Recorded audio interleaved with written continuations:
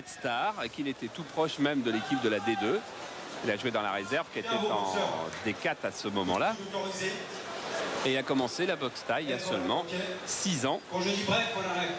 Stop, stop. On ne frappe pas derrière la nuque. Coup de genou visage autorisé. Coup de coude autorisé. Voilà, et les règles, la traduction.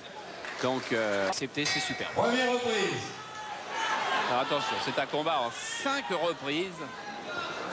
En boxe thaï, il n'est pas question d'aller beaucoup plus loin parce que c'est tellement dur. Donc Dida à droite, culotte bleu foncé. Et le champion du monde, le Hollandais Ramon Dekers, qui a déjà pratiquement 100 combats à son actif. La Belgique, s'il vous plaît. Et beaucoup de KO, notamment acquis durant les premières minutes des combats, car Ramon Dekers est réputé pour avoir un punch très puissant, surtout dans les 2 premières reprises. Et c'est maintenant tout de suite que Dida doit extrêmement se méfier. Alors, on explique sur fond de musique thaïlandaise, comme à Bangkok, comme dans les plus grands centres de boxe thaï, vite un petit aspect sur les règles quand même, Jean-Paul.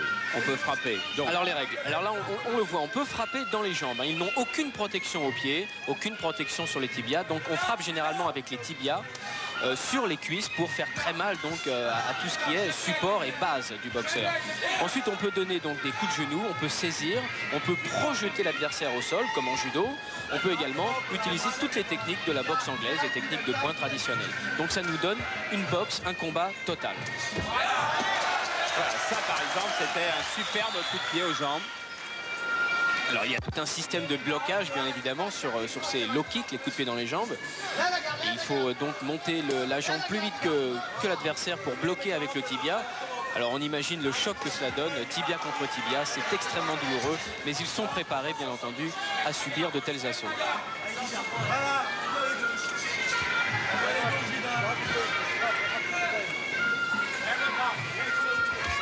Alors, Ramon Dekers comme Dida ne possède pas un style très rapproché, c'est-à-dire qu'ils ne sont pas vraiment férus de corps à corps et de projection.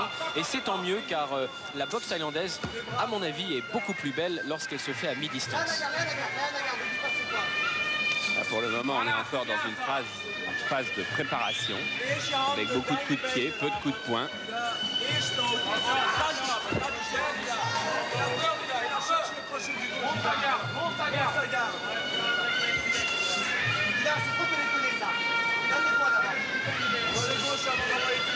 Bon blocage de Dekers.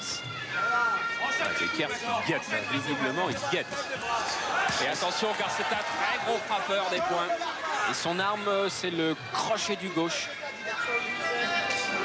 L'arme qui avait abattu le Thaïlandais Kobal et qui l'a rendu très célèbre. Et tentative de coup de coude de Dida. Voilà, alors cette saisie de jambe est parfaitement autorisée. Voilà, et avec un enchaînement derrière. Il a un petit peu plus de rythme, Dida. La bouteille d'eau, Léon. Moi, regarde, il cherche que le crochet de gauche. Hein? Bouteille d'eau, Léon. Il a sur la tête. De l'eau. Voilà, c'est ça. Maintenant, le combat va certainement prendre un peu plus de rythme. Les 2 hommes se sont testés, ils se connaissent bien. Hein. C'est deux des plus grands de la boxe thaï qui sont sur le ring de Levallois ce soir. Il y a une très grande marque au tibia de la jambe droite de Dida. C'est assez inquiétant car ça peut lui donner une faiblesse à l'impact et également lors des blocages. Alors, ces échanges de coups de tibia dans les cuisses, c'est très très douloureux. Hein. Vraiment, c'est parce qu'ils sont préparés qu'ils ne flanchent pas. Mais on se rappelle très bien des béquilles qu'on se donnait quand on était gosse dans la cour de l'école. C'est exactement ça, hein. Ça choque très fort le quadriceps. On a vu une tentative de coup de coude de Dida sur Dekers. Là, un déséquilibre.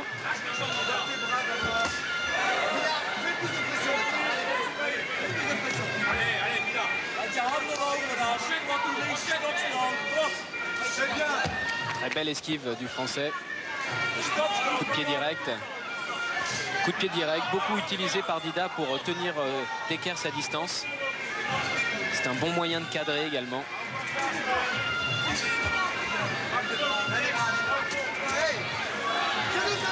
Ah oui, ça c'est effectivement autorisé. C'est cette jambe et cette projection. Et oui, c'est dans les règles. Alors, ça fait pas grand mal, mais psychologiquement, c'est toujours délicat de se retrouver au sol avec son adversaire glorieux. Il a du mal, Dida, ce soir. Il a du mal. Il a en face de lui un très gros frappeur. Oui. Face à lui, c'est la légende de la boxe thaï, carrément. Celui qui a été ovationné sur tous les rings thaïlandais. Et c'est vrai que Dida ne déclenche pas comme à son habitude. Il faut maintenant qu'il se lance. Peut-être s'est-il donné une moitié de combat avant de prendre des risques. Bien Charles qu'il a des consignes très strictes, Dida. Il sait qu'il doit faire très attention et ne prendre aucun risque pendant les 2 premières reprises. Sami Kebchi, les frères Desjardins lui ont précisé et reprécisé durant les entraînements. Dekers c'est très dangereux durant les 2 premières reprises. Alors c'est peut-être la raison pour laquelle il ne tente rien.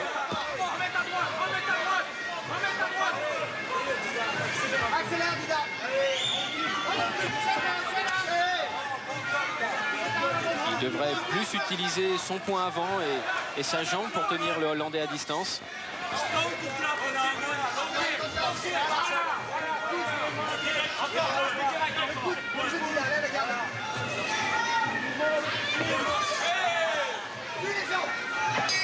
C'est vrai qu'il n'a pas. Tu sais que de temps en temps, les bras qui rentrent, oui. Les jambes, elles ne suivent pas. Hein? Essaye de suivre la jambe. Parce que les bras, de temps en temps, tu fais des gauches-droites, ça rentre. Suis avec la jambe arrière. C'est les jambes avant. Hein, Dida? Voilà, comme ça. Avant ici. Avant.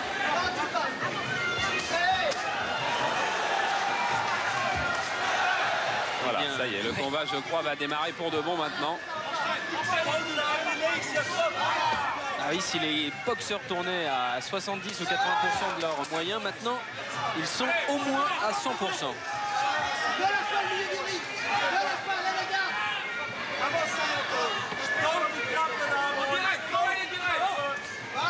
Mondecker qui prépare son crochet du gauche.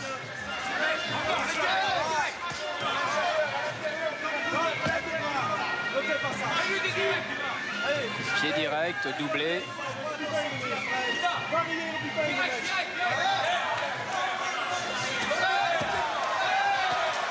Ça, c'est ce que Dida doit faire plus souvent.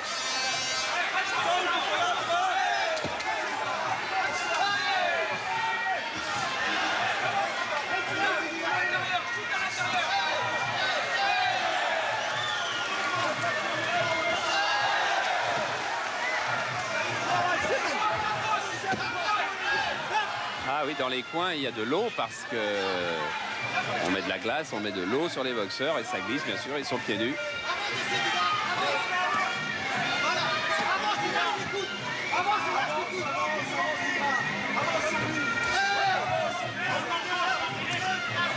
Et le kick très puissant de Dekers.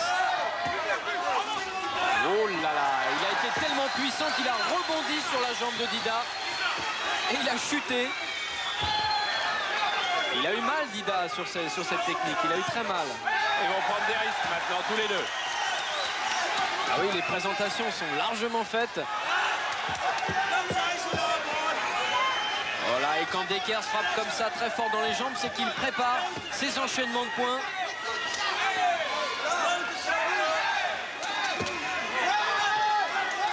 Ah, attention, blessure, non, de Dekers. Et si c'est l'arcade qui s'est rouverte, le match n'ira pas à son terme. Blessure de Dekers, coup de théâtre. Voilà, c'est au front, la blessure va être difficile à arrêter.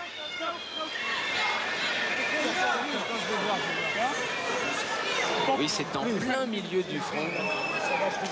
Très grosse entaille. Je rappelle que son championnat du monde a lieu avec les coups de coude.